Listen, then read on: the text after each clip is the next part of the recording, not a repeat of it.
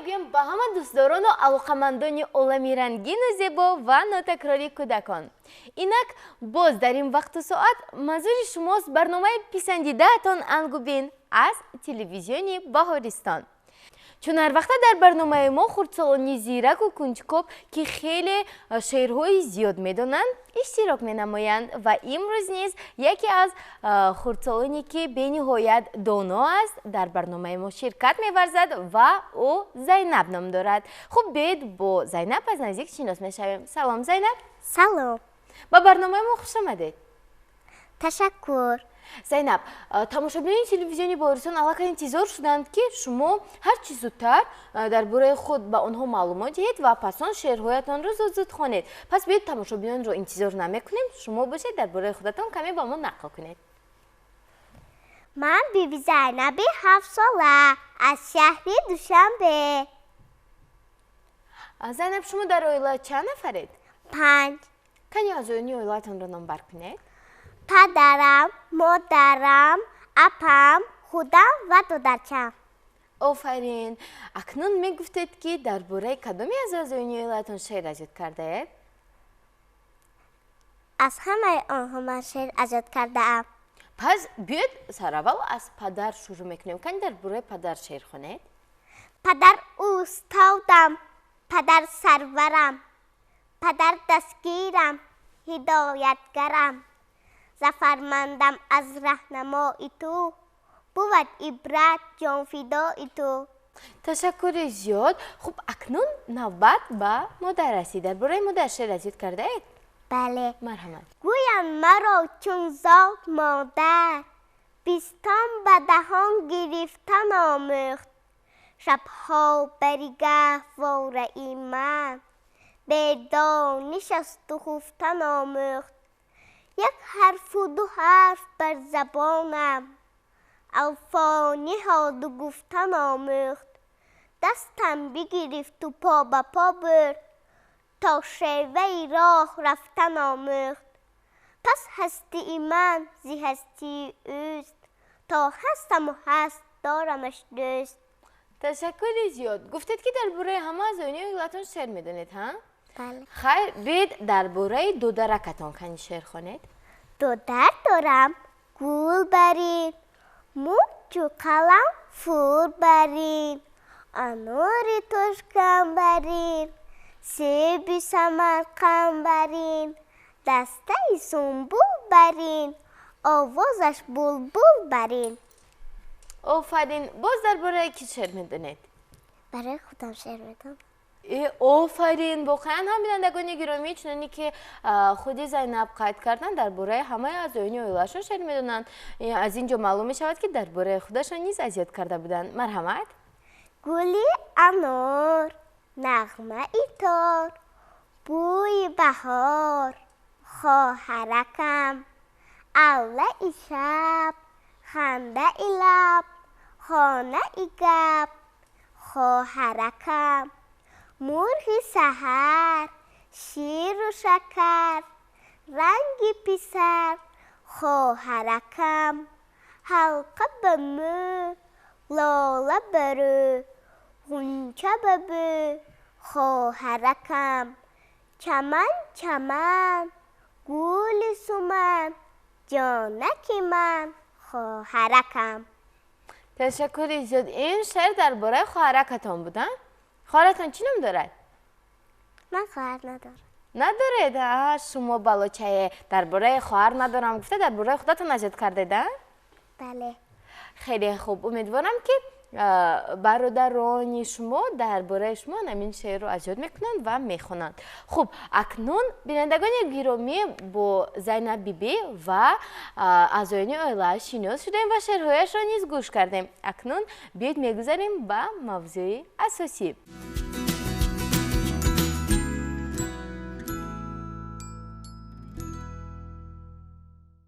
Зайнаб, мо дар куҷо зиндагӣ мекунем? дар ҷумҳурии Тоҷикистон. пойтахти ҷумҳурии Тоҷикистон кадом шаҳр аст? шаҳри Душанбе. офарин. дар бораи ҷумҳурии Тоҷикистон, шаҳри Душанбе ва умуман ватан шеър аҷод кардаед? ман барои Душанбе шеър медонам. марҳамат. шаҳри Душанбе, شهری نمویم چون گل تو از من از تو رویم. شهری دوشنبه نازی بهارم، صبحی صفایت آینه دارم.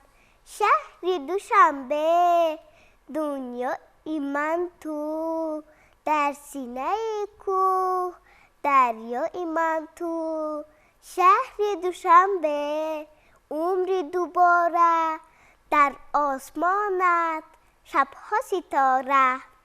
آفرین مریم. اکنون درباره شهر دوشنبه هم شعر شما را فهمیدیم، چون سخن درباره وطن می رود. می گفتید که مقدسات ملی را نمبر کردن می توانید؟ بله. مرحمت. پرچم، نشان و سرود ملی.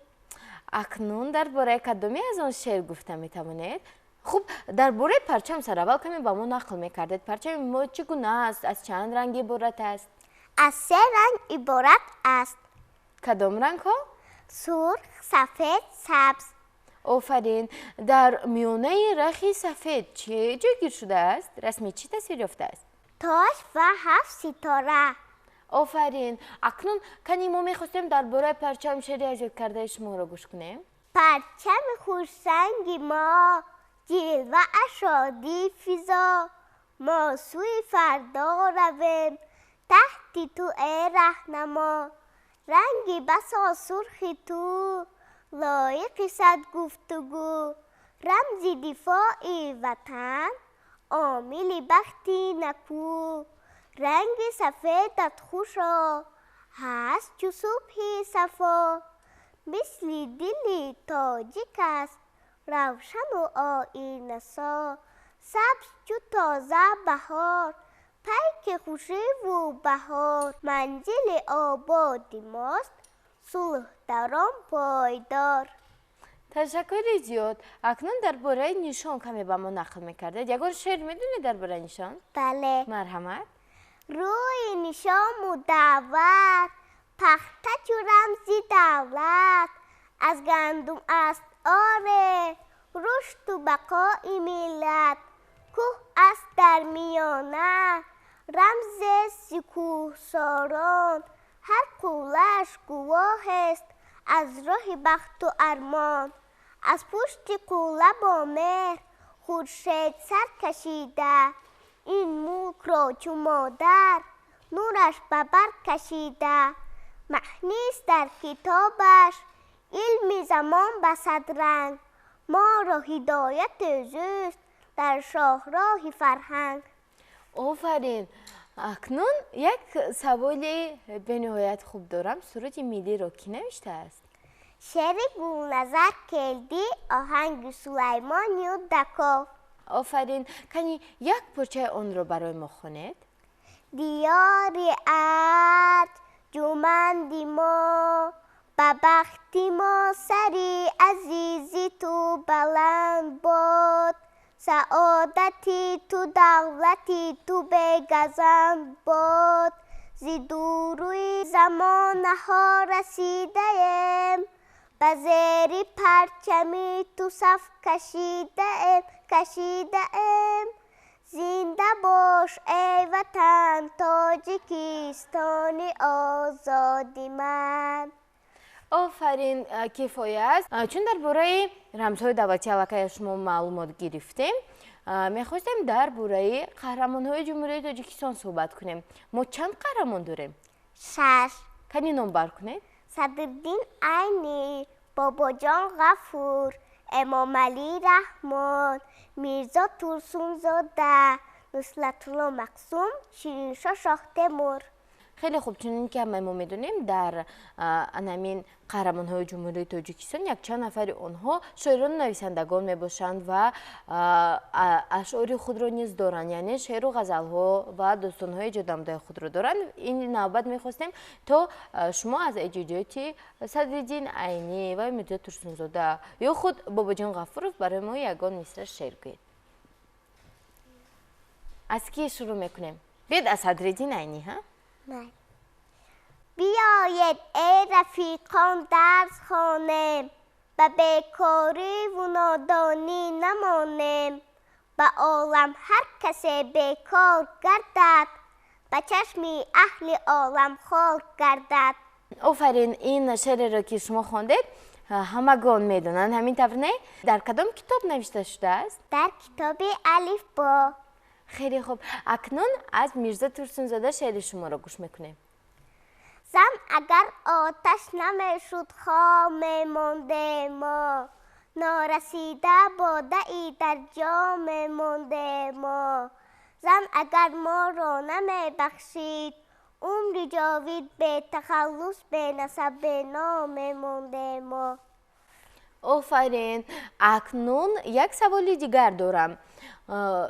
بابا جان غفورов یک کتاب بینهایت مشهور دارد که در آن با توسط همین کتاب خلق تاجیک را به همگان، یعنی به دیگر دولت ها نیز عموما به همه انسان معرفی میکند. این کدام کتاب است؟ تاجیکان. کتاب تاجیکان، همین طور نه؟ بله. امیدوارم که در آینده حتما این کتاب رو مطالعه میکنید و درباره اجدادان ما معلومات میگیرید. و باید قید نمود که محض با تشبث اساسگذار صلح و وحدت ملی، پیشوای ملت، پرزیدنت جمهوری تاجیکستان محترم محمدی رحمان کتاب تاجیکان که برای هر یک فرد تاجیک خیلی مهم است به هر یک عائله تاجیک تقدیم کرده شده است.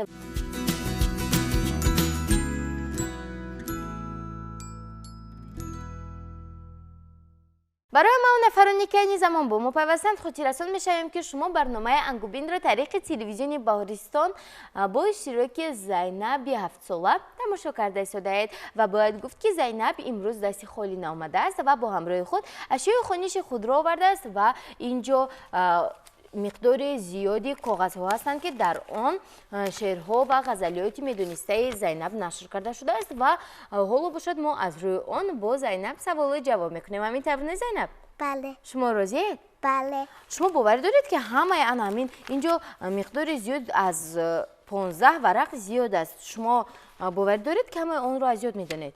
بله. خب پس بیایید بینندگان گرامی یک جویه سوال و جواب میکنیم و یک جویه باوری حاصل میکنیم. خب اینجا یک شعر نوشته شده است از باقی رحیمزاده، صلح نام دارد. خانه ای امید دنیا کشورم، کشوری پهناور و بختاورم، زین سعادت ضرب گردون ها برم، حافظی آزادی ای بحر و برم. می سرایم صلح را در ساز صلح، تا شود دنیا پر از آواز صلح. صلح چون خورشید تابان هر سحر، می شود از کشور من جلوه‌گر. جمله عالم را دهد عز بوفر، نور پاشد بر سر اهل بشر. می سرایم صلح را در ساز صلح، تا شود دنیا پر از آواز صلح. بحر عالم صلح در کار است صلح، نسل آدم را نگهدار است صلح. چون شفای جان بیمار است صلح، مادران را بخت بیدار است صلح. می سرایم صلح را در ساز صلح، تا شود دنیا پر از آواز صلح. آفرین زینب. خوب این شعر رو به نهایت خوب قرائت کردید و من میخواستم با شما یک سوال هم برای اذیت کردن همه این که به شما کمک میرساند؟ مادرم. با مادرتون اذیت میکنید؟ بله. در مکتب چی؟ در مکتب مادر تیار میکنه. در مکتب درس تیار میکنید، این شعرها رو باشد در خانه اذیت میکنید؟ بله. البته بینندگان گرامی در برنامه مکتبی که برای خوانندگان صنف یکم پیشنهاد شده است چنین شعرها پیش بینی نشدند و این شعرها را اشتراکچیان ما خود دسترس نموده از یاد میکنند و به برنامه ما میآیند. شما نیز درکان و خواهرکان عزیز امکان دارید که از کتابخانه ها و خصوصا کتابخانه ملی جمهوری تاجیکستان در آنجا اعضا شده همین گونه کتاب ها و شعر و غزل های پرمضمون را دسترس نمایید و از یاد کرده به برنامه ما آیید. خب اکنون میگذاریم به شعر نوبتی ها. خب شما گفتید که با مادرتون از یاد میکنید، میخوانید؟ بله. برای مادر باز یگان شعر دیگر گویید. همدم و غمگسار من، باعث افتخار من، اوج من و برار من، مادر مهربان من. خیلی خوب. اکنون کنی صحیفه دیگر رو میبینیم. وطن سر می شود نوشته شده است از لایق شیرالی. وطن سر می شود از گهواره، ز شیری پاک و از پیستان مادر. وطن سر می شود از آن تواره، که آن را ساخته دستان مادر. وطن بهبودی و بهروزی ماست، وطن خوشنامی و فیروزی ماست. وطن سر می شود زاگرد دهقان، ز میدانها خرمن بادگرها. وطن سر می شود از برده اینان، که ما خوردیم از خوان پدرها. وطن دل جهمی و آزاده ای ماست، وطن خوشبختی و آباده ای ماست. وطن سر می شود زان آستانه، که بر دنیای روشن پا نهادیم. وطن سر می شود زان پردبامه، که پروازی شدیم و پر گشادیم. وطن امروز ما آینده ای ماست، پناهی مرده ای ما زنده ای ماست. آفرین. خوب مونده نشدید؟ نه. بیاید پس ورق دیگر رو میبینیم. وطن در سینه ام با این بزرگی. وطن در سینه ام با این بزرگی، به مانند دل محوا گرفته است، که گویا چون رگ خون از دل من، به صحرا راه نو دریا گرفته است. صف امواج همچون سطر شعرم، شود انشا بر روی دفتر دل. ستاده راست گویا کوهسارش، به مثل پاسبان بر در دل. درون سینه ایمان خفته گویا، هم از سربازها ای جان سپرده. اگرچه خفته آنها در دل خاک، ولیکن یادشان در دل نمرده. درون سینه ایمان بیش از هزار است، درون سینه ایمان کوه و صحراست. درون سینه ایمان کوهسار است، درون سینه ایمان نیم دنیا. وطن در سینه ام با این بزرگی، به مانند دل محوا گرفته است، که گویا چون رگ خون از دل من، به صحرا راه نو دریا گرفته است. آفرین. شعری کی بود؟ حبیب الله فیض‌الله. خیلی خوب. شما به نهایت ذهنی قوی داشتید که همه این رو در خاطرتان میگیرید. و بیایید کنی صحیفه دیگر رو میبینیم. مهرنامه نوشته شده است. این با کی باشد؟ این با معلم. با معلمتان. پس تکا گفتید که هیچ کس نفهمده؟ کنی بیایید خوانید. تشکر بر تو بادا اوستادم، من از غمخواریت بسیار شادم. تو را یک عمر خواهم کرد تعظیم، که بر من داده ای با صدق تعلیم.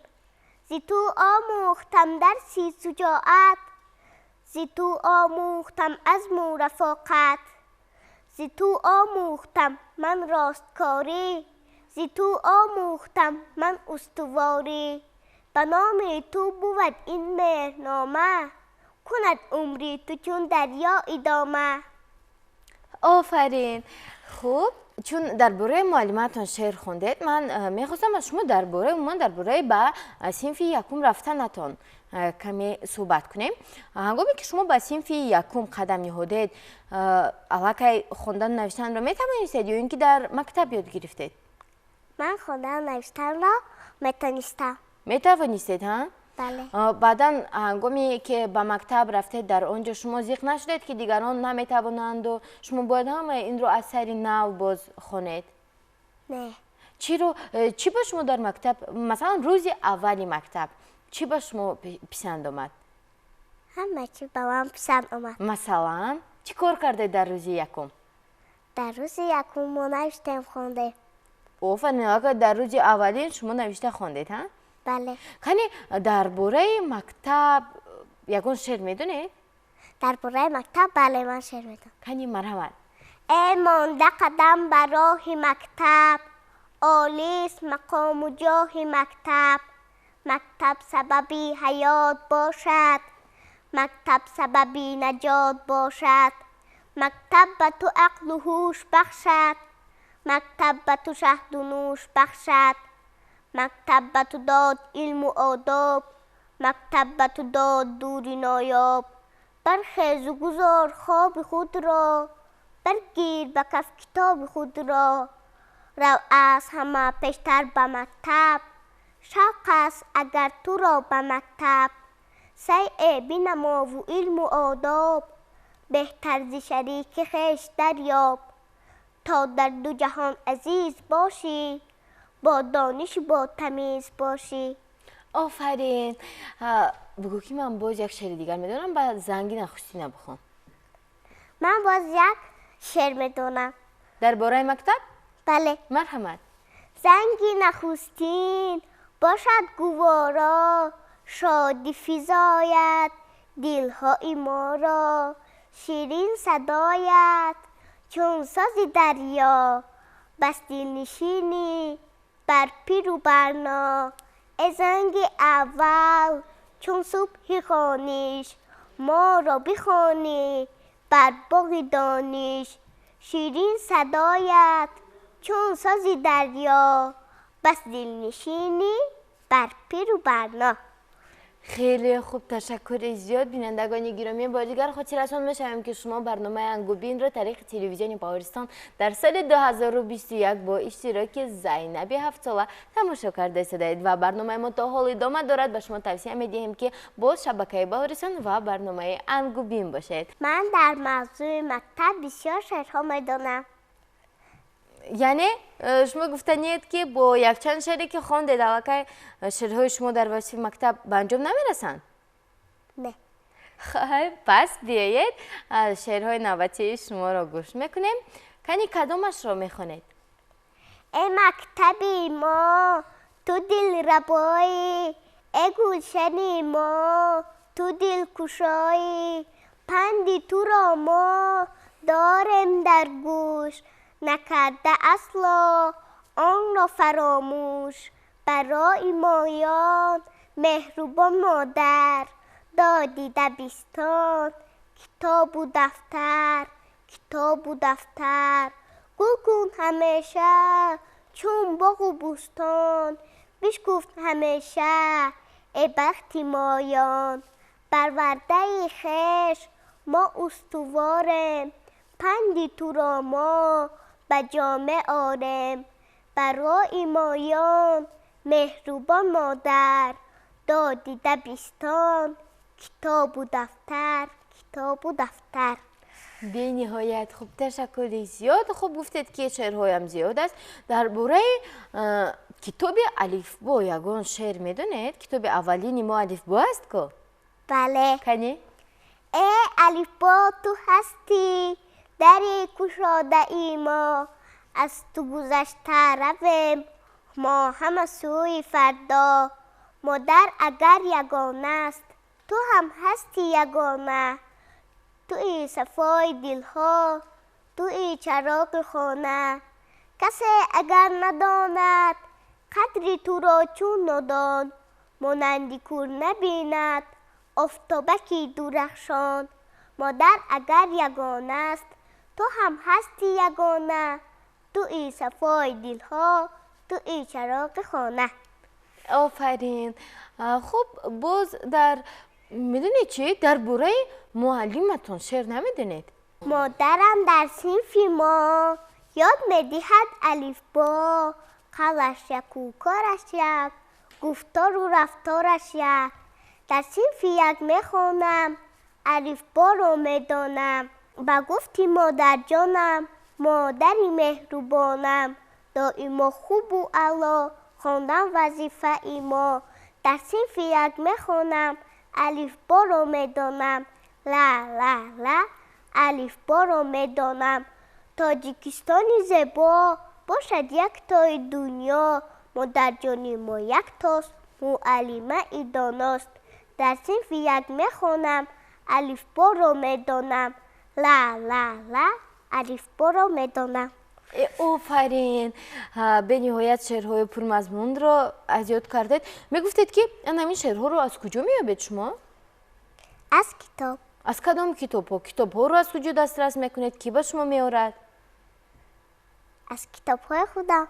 از کتاب های خودتان ها؟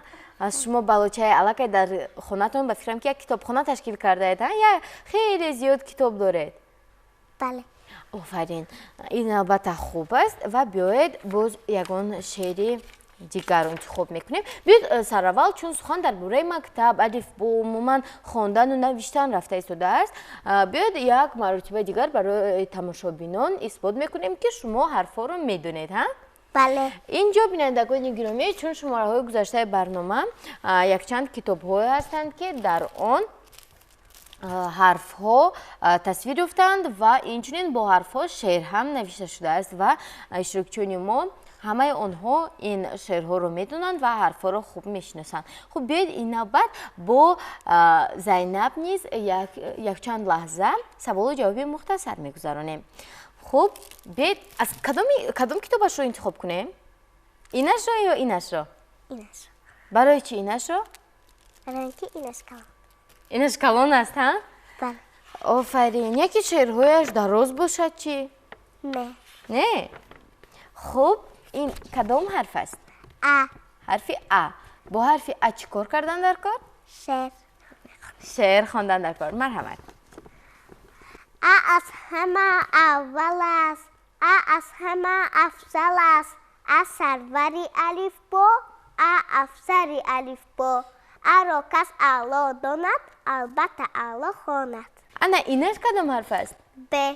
کنی با حرف ب شعر گیر؟ ب باشد رنگی خانه، به در و به آستانه، بینگر چی در بالایش، باشد آن دود برایش، بیرون رود از آن دود، به خود شود بود. آفرین. اینش چی؟ و. مرحمت شعر. و حرفی دلنواز است، و را دو چشمی واز است، و بسته ای دواد است، و سیته ای سواد است، و نباشد دشوار است، وای و در کار است. خیلی شعری به نهایت عجیب بود. اینش کدام حرف باشد؟ گ. کنی با حرف گ ما شعر میخونیم ها؟ بله. کنی؟ گ رنگی گردنی غاز، گیرد گپ از گ آغاز، گر حرفی گ نمی بود، گپ زده هم نمی شد، گوت رو آو می گفتی رو می افتی. آفرین. واقعا هم بینندگان گرامی ما در شماره های گذشته برنامه با اشتراکچیانمون توسط محض انامین الف با جانی من انامین کتابچه سوال و جواب میکردیم و شعرهای به نهایت پرمضمون نیز دارد این کتابچه، ولی فکر میکنم که شعرهایی که در این کتاب که من الف با میخونم نام دارد در اینجا جایگیر شدن، آنها به نهایت مضمون عجایب دارند و خنده آور نیز هستند. خیلی نه؟ بله. خب بیاید میبینیم که مؤلف این کتاب کیست که با تماشابینان نیز توصیه دهیم. بینندگان گرامی چنانی که خود شما علاقه فهمیدید کتاب من الف با میخونم نام دارد، رنگش انامین گونه کبوت است. در خاطر گیرید محرر آن روزیبای مولانزاده و شعر حرف ها از ایجادات عبدالملک بهاری و جوره هاشمی گرفته شده است. خب و شما نیز توصیه میدیم که مثلا این کتابچه رو دسترس نموده شما نیز در وقت‌های خالی شعر ایجاد کنید و حتما به تلویزیونی بهارستان آید، زیرا تلویزیونی بهارستان هر یک قسمی هنر و مهارت شما رو قدر میکند و به دیگران نیز پیشکش میگرداند. خوب ما باشیم صحبتمان رو ادامه میدیم ها؟ بله. با من شعرها به نهایت پسند آمدند، از این رو بیاید هم من میخواستم که با همگی با 5-6 حرف شعر خونید و دیگرانشان رو همین خیلی نمبر کنید و خلاص. ولی چون که به ما معلوم گشت شعرها به نهایت پرمضمون و عجایب هستند، از این رو با همه شعر میخونیم ها؟ بله. کنی با گ شعر خوندیم، اکنون با حرف غ خونید. یک خط را گیری از یه حاصل شود حرف غ. غ دارد یک کمربند، غ میدهد به ما پند، غیرت فراغت آرد، غیرت چه غربت آرد. خیلی خوب. انا اینش کدام حرف است؟ د. مرحمت با حرف د شعر.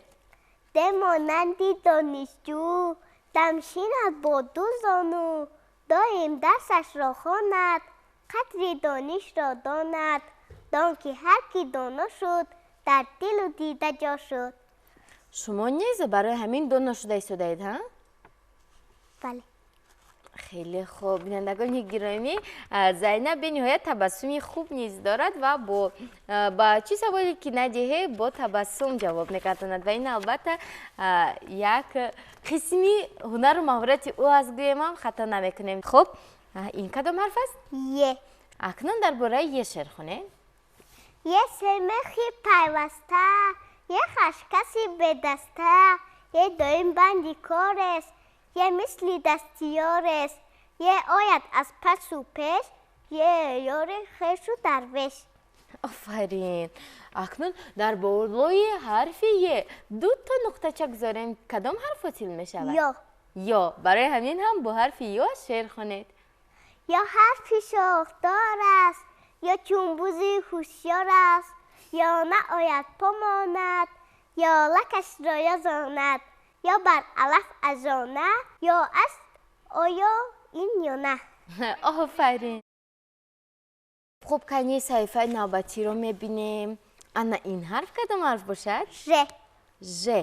با حرف ژ فکر میکنم که علاقه شعر میدونید ها؟ بله. کنی خوانید.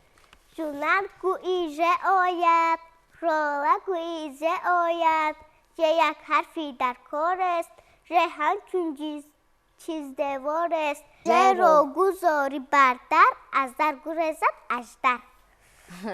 آفرین. اینش کدام حرف است؟ ز. خب بیایید باز چون فرصت تنگ است زود با یک چند تا اونها رو با یک چند تا حرفا شعر نمیگویم. این کدام حرف است؟ ای. کنی با حرف ای شعر گوید. ای حرف خوشنویس است، این قدر نفیس است، ای را دلی کشاد است، امکان ای زیاد است، ای را نویسی شاید، اقبالی تو کشاید. خیلی خوب. انا اینش چه؟ یا. یا. با این حرف شعر گویم یا نه؟ نه. زینب پس تکک میگوید که تا تماشابینان نفهمند، ولی من چون هر وقت همه سی رو فاش میکنم. خب ما بگذاریم با صحفه نوبتی. انا این کدام حرف است؟ ق. با حرف ق هم شعر نمیخونیم ها؟ بیایید آستک فرق رو صحفه رو میگردونیم که تماشابینان نفهمند. انا اینش کدام حرف است؟ ل. انا اکنون با حرف ل شعر خونید. مرحمت. ل حرفی لاله تاب است، ل مثل لاله باب است، ل در لباس منزل، ل در لب است تو در دل، ل هست تو کس مشکل است، ل نباشد مشکل است. آفرین. کنی این کدام حرف باشد؟ م. با حرفی می شعر میخونیم. بله. مرحمت.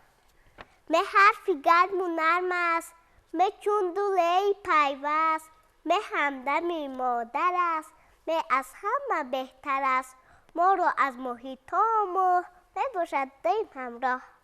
آفرین. انا این کدام حرف است؟ نه. راستش رو گوید با حرفی نه شعر میخونیم یا نه؟ بله.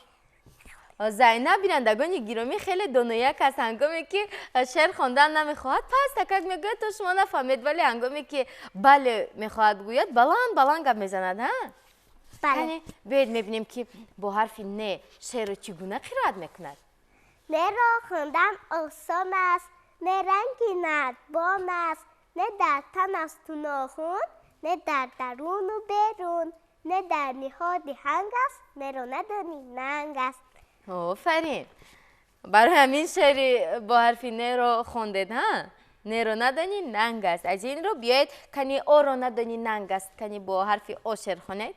حرفی آ را میدانم، آ نوشته میتونم، دایم دهانی آوا، آیا گوش نماند است آ همی سالی کودک، بود است عجب گیران چه. آفرین. به نهایت شعرهای خندآور، عجیب و پرمضمون نیز هستند. برای همین هم شما دسترس نمودن این کتابچه و از یاد کردن شعرهایش را فراموش نکنید بچه‌های عزیز. خب ما باشیم شعرها رو میخونیم ها؟ بله. این کدام حرف باشد؟ پ. کنی با من با حرفی پ شعر نمیدونم، کنی با من گوید؟ پ حرفی دل پسند است، پ پایه ای بلند است، پ یک دری کشاد است، پیراه ای مراد است، چون شود یاری تو 5 شود کاری تو. آفرین. اینش کدام حرف است؟ ر. شعر خونیم نخونیم؟ بید بهترش از تماشابینان میپرسیم ها؟ تماشابینان عزیز من به حرف ر شعر خونم یا نه؟ با فکرم که الان من جواب تماشابینان را فهمیدم. آنها میگویند که خانزه و شعرهای تو پرمضمون است. از این رو زودتر خونه تماشابینان را انتظار نکنید. دایم رو به پیش است، روان با راهی خویش است. هر کی بر رنگ این حرف نکرده فرصتش صرف. راست رود راه خود رسد به دلخواه خود. آفرین. ایناش کدام حرف باشد؟ 3. کنی با حرف 3 شعر خونه؟ ما با ستاره داریم بازی، هر جا میخواهید هستیم راضی. من شاد باشیم از ما ستاره، تا خونه ای ما آید دوباره. خیلی خوب. ایناش کدام حرف است؟ ت. بیاید خواب بودم در حرف ت رو ورق میزنیم ها؟ بله. زیرا وقت تنگ است علاقه تماشابینان ولی نفهمند. ایناش کدام حرف است؟ او. آفرین. ایناش چی؟ اه. او از چه فرق دارد؟ او در بالای سرش یک خطک است. چی گفتن میخواهید که اگر در بالای سر شما یک خطا گذاریم نام شما او میشود؟ نه من آدم است. من آدم شما آدم است. آفرین. خب ایناش کدام حرف است؟ ف. اما اکنون با حرف اینجا حرف ف کی باشد من از شما خواهش میکنم که با حرف ف درباره فرهناز شعر گویید. کنی میدونید؟ نه. نمیدونید. تماشابینان عزیز البته این حضر است و برنامه ادامه دارد. چیزی رو نشان دادید. بیاید شعری در کتابچه بوده رو برای تماشابینان خوانید. ف حرفی فرمان فرماست، فعلی خویی ف فهماست. دو دستی ف در میان، فقط میدی هر فرمان. ف چون کلید تیلاست، فهمیدنی ف اولاست. اکنون من هم فهمیدم دیگر دو دست رو در میان کرده همیشه فرمان میدیم ها؟ حاضر من از جویم خسته دستانم رو در میانم میگذارم و به شما زود فرمان میدیم که تیز شعرهایتان رو خوانید. شما خفه نمیشوید؟ نه. من میدونم شما نمیگوید ولی بعد گریه میکنید. از این رو ما ورق رو میگردانیم و حرف نوبتی کدام حرف است؟ خ. کنی با حرف خ شعر گوید. خ هم خیلی آسان است، خوشنویس و خوشخوان است. خ چون چرخی گردان است، خ خیری ای خندان است. خط را خ میکند خوش، خ را مکن فراموش. آفرین. ایناش کدام حرف باشد؟ دو تا حرف خ در یک کتابچه نوشتن؟ نه این ه است. چی خیلی هر دوش یک خیلی است کو؟ این دومچه دارد. در پایانش دومچه دارد ها؟ بله. خوب بیاید حرف ه رو نیز میگردانیم ها؟ زینب خرسند میشود هنگامی من میگویم که ورق رو میگردانیم. خب این کدام حرف باشد؟ حرفی من میدونم این حرف ای است. همین طور نه؟ حرف ای ها؟ کنی با حرف ای زود شعر خونید؟ این چه هست؟ حرفی چه؟ آفرین. چه خیلی حرفی چه رنگی حرف ای است کو؟ این چه هست؟ حرفی چه است؟ آفرین. بیاید اکنون به حرف دیگر میگذاریم ها؟ اینش کدام حرف باشد؟ ج. من نفهمیدم. دو تا حرفی چه خیلی میشود اینو از کجا فهمیم که اینش حرفی ج است اینش چه؟ این دومچه دارد ج. حرفی ج دومچه دارد ها؟ بله. خیلی خوب. بیاید این حرف رو میبینیم. این کدام حرف باشد؟ ش. ش؟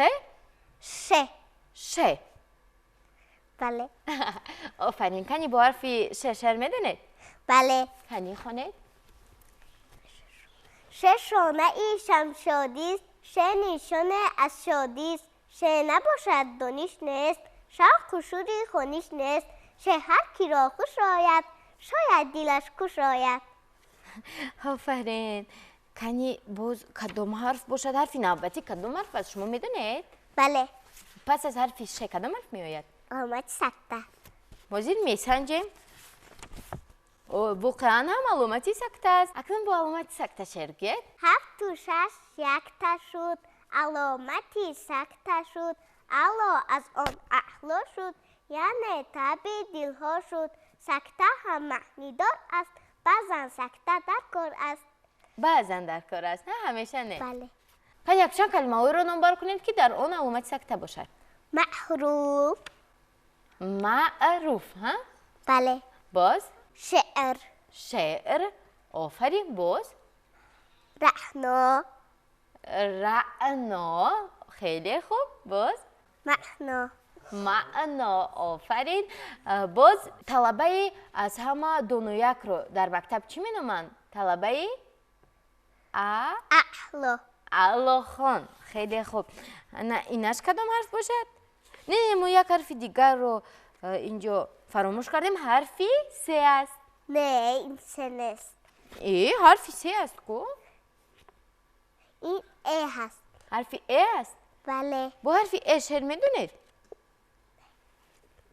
نه هیچ کس نفهمید. اینش کدام حرف است؟ این کدام حرف است؟ ای. اینش هم ای. بجای یک بینندگان گرامی زینب بگید که بجای حرف یو حرف ای نوشتن. خیلی خوب دید. ای نیست کو؟ یعنی بجای حرف یو اینجا خطا گرفته است. خطا شده است. بله. بجای حرف یو ای نوشتن. میگفتید که پس از حرف یو کدام حرف می آید؟ یا. پس از حرف یا چی؟ حرفا تمام شد. چه خیلی حرفا تمام شد؟ همین خیلی زود؟ بله. عموما چند حرف می شود؟ 35. 35. هم گفتن میخواد که 35 حرف رو ما نمبر کردیم حضور. بله. از سبب اونه که حرفا به نهایت شوق‌آور بودن، شعرها نیز عجایب بودن، ما پی نبردیم که وقت چه خیلی گذشت و ما 35 حرف رو چه خیلی نمبر کردیم. خب بیایید در آخر با حرف یا شعر میشنویم. یا یگان آید، یا با یک روان آید، یا گوید یکسان باشد، یک دل و یک جان باشد، یا نکی در بحر و بر، یک دل آرد ثمر. آفرین. بینندگان گرامی، چون که خودی شما شاهد گشتید، زینب توانست در یک مدتی کوتاه برای ما همه حرفا رو نمبر کنند، فرقیت های آنها را گویند و همزمان با آنها شعرهای بی‌نهایت عجایب را خوانند. شما نیز میتوانید به مثل زینب چنین عملها را اجرا کرده شعرهای گوناگون را ایجاد کنید و حتما به تلویزیون بهارستان و برنامه انگو بین آیید. خب ما باشیم صحبت را ادامه میدیم. ها؟ بله.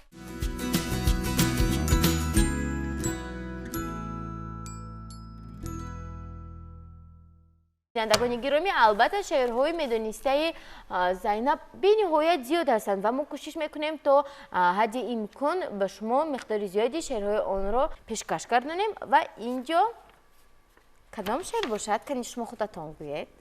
پرستو جان پرستو. یعنی شما خونده هم میتوانید؟ مرحمت. پرستو جان پرستو، چگونه خوشپر از او، چگونه به غبار است، چو دختر بهار است. نکن دیگر هوس تو، نرستو بر پرستو، عجب نکو سیریشت است، چو مرغکی بهشت است. نگر نبودی نغزش، شنو سرودی نغزش، نکن دیگر هوس تو، نرستو بر پرستو. آفرین. اینش کدام شعر باشد؟ من کلام می شوم، قهرمان می شوم، بر دیاری خودم پاسبان می شوم. جسمی من، جانی من، تاجیکستانی من، گل برین در چمن، بشکفد بختی من. دایما در دلم محکم است این سخن، جسمی من، جانی من، تاجیکستانی من. آفرین. اینجا به فکرم که پند است. کنی شما اون رو خونید؟ هیچ نعمت بهتر از فرزند نیست، جز به جان فرزند را پیوند نیست. حاصل از فرزند گردد کام مرد، زنده با فرزند ماند نام مرد. این پند از کی بود؟ از عبدالرحمن جامی. عبدالرحمن جامی. آفرین. از عبدالرحمن جامی باز یگان شعر دیگر میدونید؟ بله. کنی مرحمت. انیسی کنج تنهایی کتاب است، فروغ صبح دانایی کتاب است. درونش همچو غنچه از ورق پور، به قیمت هر ورق سین یک طبق دور. آفرین. اینجا با استاد نوشته شده است. سیرت انسان به ما استاد داد، آدمیت را به ما یاد داد. چشم ما را ای بسا بینا نمود، بس که ما را 3 و 4 و 5 داد. او به دستی ما کلید گنج داد. تشکری زیاد. اینجا یک چند تزگویک ها فکر میکنم نوشته شده است. 6 ضرب 6 شود 36. هدی آن را تزگویک کنی خونید. 6 ضرب 6 شود 36. 6 ضرب 6 شود 36. 6 ضرب 6 شود 36. 6 ضرب 6 شود 36. 6 ضرب 6 شود. خب من نتوانستم. بیاید نوبتی دیگرش. این چی؟ چوجه افتاد در چوجه، به چوجه ما خوجه. چوجه افتاد در چوجه، به چوجه اون خوجه. چوجه افتاد در چوجه، به چوجه اون خوجه. چوجه افتاد در چوجه، به چوجه اون خوجه. شما خطا کردید. چوجه افتاد در چوجه گفتید شما، لیکن در اینجا چوجه افتاد در جوچه است. ندیدید خطا کردید. کنی اینش چی؟ سر درونی آب. سر درونی آب، دم برونی آب. این چیستان است من میدونم. جوابش رو میخونم که فلزه هست. خوب دیگرش چیستان باشد؟ بیاید به تماشابینان میدیم برای که من الان جوابش رو خوندم. برای همین بیاید به تماشابینان چیستانتان را پیشنهاد کنید تا آنها جواب گردانند. خودش 1 تا، چشمش 100 تا. این رو همه میدونند. بله جواب شما رو ما الان شنیدیم. جواب چیستان الک است. همین طور نه؟ بله. بیاید به ورق دیگر میگذاریم. اینجا نوشته شده است مادر. این رو خوندید الکه ها؟ کنی پایانگیش رو نخوندید مرحمت. وطنی من، جانی من، نور دو چشمانی من، آغوش دل ربایت، راحتی روانی من، آبک شوخی جویت، قوت و درمانی من، صحرای دلکشایت، باغ و گلستانی من. با تو کنم افتخار ای وطنم وطن جان، با تو منم بختیار ای وطنم وطن جان. ای آفرین. شعر از کی بود؟ موجوده حکیموه. موجوده حکیموه. آفرین. اینجا یک ورق بینیاد عجایب است. در اینجا رسم تصویر افته است. این رسمی چی باشد؟ این چیستان است. این چیستان است؟ کنی با من گوید؟ کنی؟ دانشمندی بزرگوار، پند و حکمت است بسیار، با او اگر شوی دوست گردد تو را آموزگار. من جواب چیستان را میدانم. جواب چیستان کتاب است. من از اینجا الان پی بردم از رسمش. خب در اینجا کشوری من نوشته شده است. ای کشوری زیبایی من، ای کشوری یکتایی من، در دیده جایت میکنم، جانم فدایت میکنم. تشکری زیاد. خب اینجا ورق ها به نهایت زیاد هستند تماشابینان عزیز و ما کوشش میکنیم تا حد امکان معلومات ها و شعرهای مدنیسته زینب را به شما پیشکش گردانیم و اگر ما در مدت برنامه اگر نتوانستیم پیشکش گردانیده حتما و شما بعدا میدیم که زینب باز رفته اونا رو مهارت خود رو تکمیل داده با معلومات بیشتر به برنامه ما مراتبه دوم میآیند. ها زینب؟ بله. آفرین.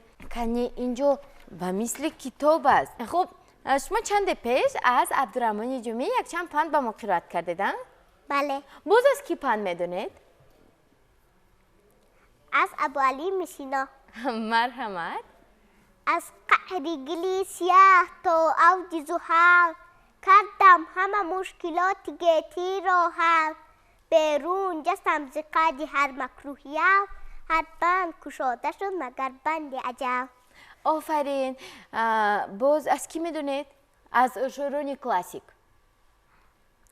ابو عبدالله رودکی. از ابو عبدالله رودکی. این جهان را نگر بر چشم خیرت، نه بدان چشم کن در نگری، همچو دریاست و از مکوکاری، کشته احساس تا بدان گذری. آفرین. باز از کی میدونید؟ از عبدالقاسم فردوسی. از ابوالقاسم فردوسی. مرحمت. توانا بود هر کی دانا بود، زیدانش دلی پیر برنا بود. آفرین. باز از کی؟ کمال خوجندی. کمال خوجندی. مرحمت. بکوش تا به کف آری کلیدی وجود که به طلب نتوان یافت جوهری مقصود. سنگ بدگوهر اگر کاسه ای زرین شکند قیمتی سنگ را نیفزاید و زرکن نشود.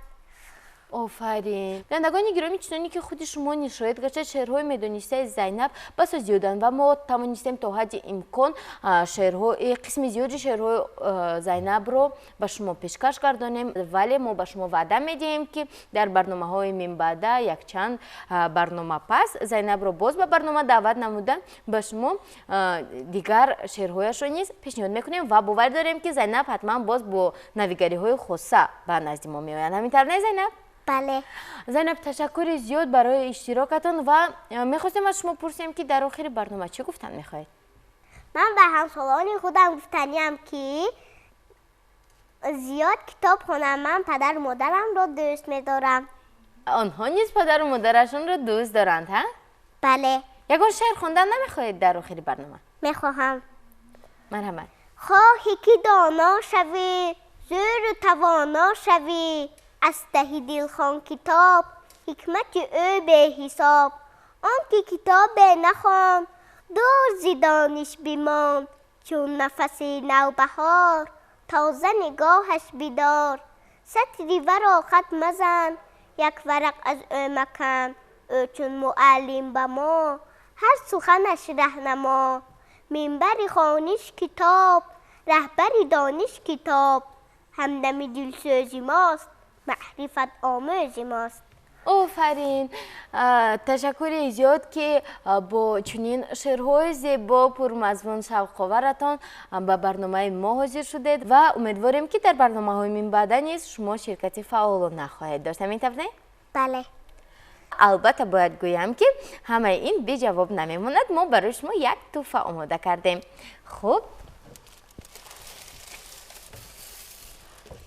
زینب، انا این تحفه ها به شما. رحمت کلام. پسند آمد؟ بله. با ما گفتن که شما رنگ گلابی را دوست می‌دارید، درست است؟ بله. خیلی خوب. خب بینندگان گرامی، در همینجا میرسیم به فرجام برنامه امروزه انگوبین.